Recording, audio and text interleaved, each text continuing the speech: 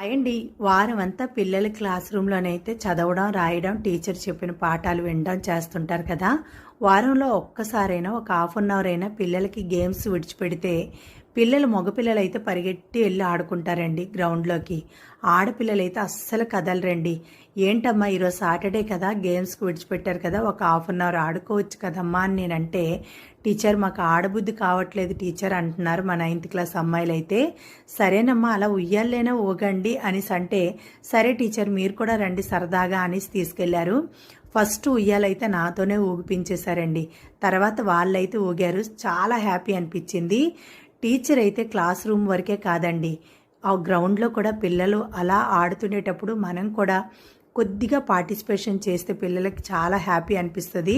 పిల్లల్లో స్నేహభావం కూడా పెరుగుతుందండి టీచర్ పట్ల. నా అభిప్రాయం అది. అయితే ఈరోజైతే పిల్లలైతే చాలా బాగా ఎంజాయ్ చేశారు. అంతేకాదండి మా మగపిల్లలైతే ఇంకా షటిల్ ఆడతారండి. వాళ్ళతో కూడా అప్పుడప్పుడు షటిల్ అయితే ఆడతాను. ఆడపిల్లలు రింగ్ కూడా ఆడుతుంటారు, రింగ్ ఆట. వాళ్ళతో కూడా సరదాగా పార్టిసిపేషన్ చేస్తాను. అంతేకాదండి స్కిప్పింగ్ కూడా పిల్లలు ఆడతారు. నేను కూడా అప్పుడప్పుడు పార్టిసిపేషన్ చేస్తానండి.